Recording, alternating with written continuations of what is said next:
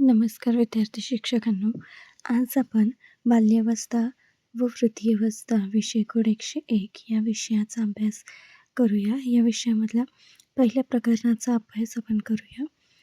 या विषयाचा अभ्यास करताना समोर नेहमी 2 शब्दही येतात. एक म्हणजे वाढ आणि दुसरा म्हणजे विकास. अनेकदा आपण हे 2 शब्द एकाच अर्थाने वापरतो. पण मानसशास्त्राच्या दृष्टीने या दोन्ही संकल्पनांमध्ये खूप महत्त्वाचा फरक आहे. आजच्या व्हिडिओमध्ये आपण तेच पहिल्या प्रकरणांमधून बघूया. चला तर आजच्या व्हिडिओला आपण सुरुवात करूया.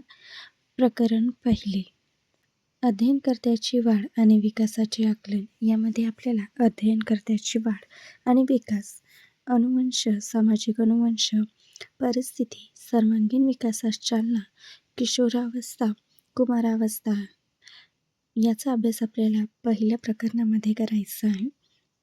पहिलं आहे अध्ययनकर्त्याची वाढ आणि विकास. वाढ आणि विकास म्हणजे नक्की काय? व्यक्तीची वाढ आणि विकास ही प्रक्रिया अगदी गर्भावस्थेपासूनच सुरू होते. वाढ याची आपण व्याख्या बघूया.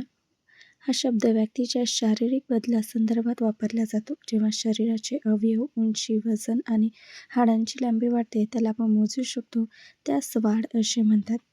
विकास हा शब्द व्यक्तीच्या मानसिक आणि गुणात्मक बदलासंदर्भात वापरला जातो. यामध्ये बालकाचा शारीरिक, मानसिक, भावनिक, सामाजिक आणि नैतिक अशा सर्व बाजूंचा समावेश होतो. पुढचा आहे वाढ आणि विकासातील मुख्य फरक. हा प्रश्न अत्यंत महत्त्वाचा आहे. हा परीक्षेमध्ये 5 मार्कासाठी विचारला जातो. वाढ ही व्यक्तीच्या शारीरिक अवयवाशी संबंधित असते. उदाहरणार्थ उंची, वजन. विकास हा व्यक्तीच्या मानसिक स्वरूपाशी व विविध क्षमतांशी संबंधित असतो. वाढ ही मर्यादित संकल्पना आहे. यात केवळ शरीराच्या वाढीचा विचार होतो. विकास ही अधिक व्यापक संकल्पना आहे. यात सामाजिक, बौद्धिक व आर्थिक घटकांचा समावेश होतो. वाढ ही ठराविक वयोमर्यादेपर्यंतच होते, साधारण 21 वर्षापर्यंत. विकास ही जन्मापासून ते मृत्यूपर्यंत निरंतर चालणारी प्रक्रिया आहे. वाढ ही मोजता येते. उदाहरणार्थ सेंटीमीटर किंवा किलोग्राममध्ये. विकास हा अमूर्त असतो. त्याचे थेट मापन करता येत नाही. लहान असताना विशिष्ट आकाराचे बदल होऊन मोठे झाल्यावर तो स्पष्ट दिसतो. हा बदल वैचारिक पातळीवर होतो, ज्याचा केवळ अंदाज बांधावा लागतो. वाढ ही शारीरिक बदलासाठी विशिष्ट संज्ञा वापरता येतात. मानसिक विकासासाठी सर्वांगीण विकास अशी सर्वसाधारण संज्ञा वापरली जाते. वैशिष्ट्य तत्त्वे हा 5 गुणांसाठी प्रश्न विचारला जातो. पहिलं वैशिष्ट्य आहे संकलित. बालकाचा विकास हा अविरतपणे चालणाऱ्या प्रक्रियेची पुनरावृत्ती असतो. जसे की बाळ आधी केवळ आवाज काढते, नंतर शब्द आणि शेवटी वाक्य बोलायला शिकते. दुसरं, क्रमबद्धता. विकासाचा एक निश्चित क्रम असतो. बाळाला जन्माला आल्यावर आधी रांगते, मग बसायला शिकते, नंतर आधाराने उभी राहते आणि शेवटी स्वतंत्र चालते. तिसरं आहे सातत्य. विकास ही सातत्याने चालणारी निरंतर प्रक्रिया आहे. ती कधीही थांबत नाही. सामान्य ते विशिष्ट. बालक आधी सामान्य गोष्टी शिकते आणि नंतर विशिष्ट गोष्टीकडे जाते. जसे की लिहिताना बालक आधी संपूर्ण हाताने पाटीवर रेखाड्या मारतो आणि नंतर बोटाने अचूक अक्षर गिरवायला शिकतो. त्यानंतरचा आहे गती. विकासाचा वेग बाल्यावस्थेमध्ये सर्वाधिक असतो. वय जसे वाढते तसा विकासाचा वेग काहीसा कमी होत जातो.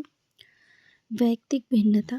प्रत्येक बालकाचा विकास हा दुसऱ्या बालकापेक्षा भिन्न असतो. काही मुले लवकर बोलायला शिकतात तर काही उशिरा. गर्भावस्थेमध्ये आई जर शांत, समाधानी आणि पोषक आहार घेणारी असेल तर बालकाचा विकास हा उत्तम प्रकारे होतो. चौथा आहे मानवी विकासाचे टप्पे किंवा अवस्था. हा प्रश्न 15 मार्कांना विचारला जातो. पहिला आहे जन्मपूर्व अवस्था. हा काळ साधारणपणे 250 ते 300 दिवसाचा असतो. यात 3 उपअवस्था येतात. पहिला आहे जननावस्था 0 ते 2 आठवडे. दुसरा आहे गर्भावस्था 2 ते 10 आठवडे.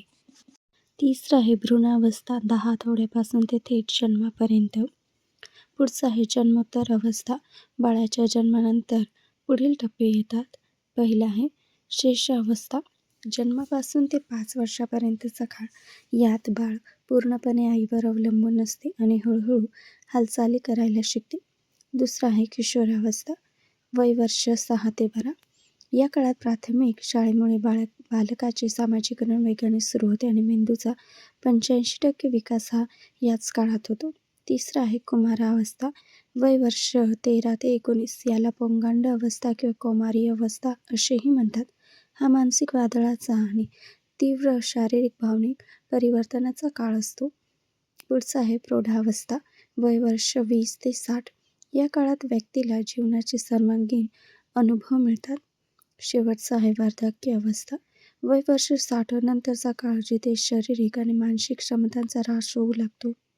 आता आपण पुढच्या टॉपिकचा अभ्यास करूया. तुम्ही कधी विचार केलाय की एखादं मूल हुशार का असतं?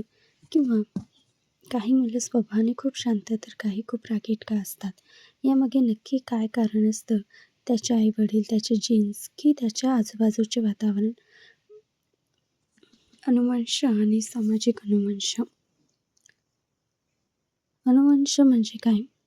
सोप्या भाषेत सांगायचं तर आई-वडिलांकडून आणि मागील पिढ्यांकडून उदाहरणार्थ आजी-आजोबा, पणजोबा पुढील पिढ्यांमध्ये संक्रमित होणाऱ्या गुणदोषांच्या प्रक्रियेला अनुवंश असे म्हणतात. काय संक्रमित होते? शरीराची ठेवण, बुद्धी, रंग, उंची, स्वभाव, डोळ्यांची व केसांची रचना, तसेच काही वेळेस दृष्टिदोष किंवा आजार उदाहरणार्थ मधुमेह, हृदयविकार हे घटक जनुकांद्वारे एका पिढीकडून दुसऱ्या पिढीकडे जातात. याची पहिली व्याख्या आपण सांगू शकतो. शरीराची ठेवण, स्वभाव, बुद्धी, क्षमता तसेच काही दोष किंवा आजार एका पिढीकडून दुसऱ्या पिढीकडे संक्रमित होतात त्याला अनुवंश म्हणतात.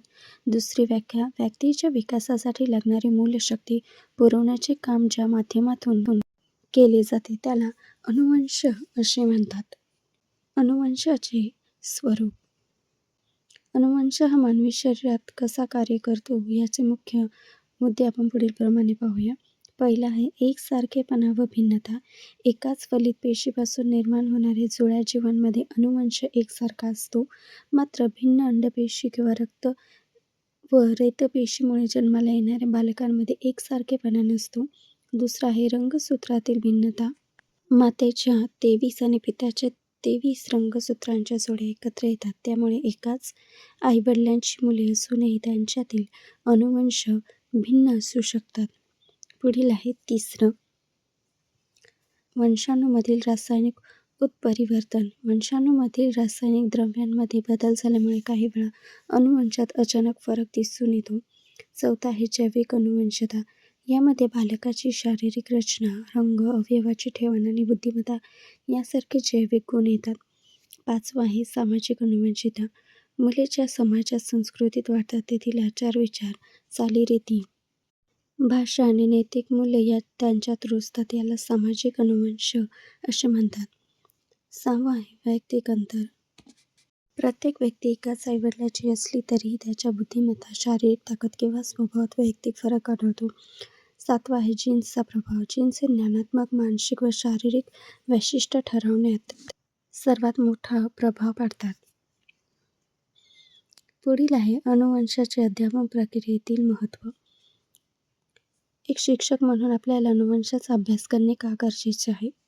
शारीरिक शरीरयष्टी समजण्यासाठी प्रत्येक विद्यार्थ्याची उंची, ताकद, दृष्टी किंवा आरोग्य भिन्न असते. काही मुले शारीरिकदृष्ट्या मजबूत असतात तर काही अपरिपक्व किंवा मतिमंद असू शकतात. शिक्षकाला याची जाणीव असल्यास ते प्रत्येक बालकाच्या क्षमतेनुसार त्याला मार्गदर्शन करू शकतात. बुद्धिमत्तेतील विविधता स्वीकारण्यासाठी बुद्धिमत्ता हा घटक मोठ्या प्रमाणावर अनुवंशावर अवलंबित असतो. वर्गात सर्व मुले एकाच वेगाने शिकू शकत नाहीत. कुशाग्र, मध्यम, मंद बुद्धीच्या विद्यार्थ्यांना ओळखून शिक्षकाला अध्यापनाची दिशा ठरवता येते. योग्य वातावरण निर्मितीसाठी अनुवंश बालकाला मूळ क्षमता देतो, पण योग्य परिस्थिती व शालेय वातावरण दिल्याशिवाय या क्षमतांचा पूर्ण विकास होत नाही. थोडक्यात सांगायचं तर अनुवंश हे बालकाचे कच्चे साहित्य ठरवते, तर वातावरण व शिक्षण त्याला आकार देते. यानंतरचा पुढील भाग आपण पुढील व्हिडिओमध्ये बघणार आहोत. त्यामुळे या चॅनलला लाईक करा, शेअर करा आणि सबस्क्राईब करायला विसरू नका.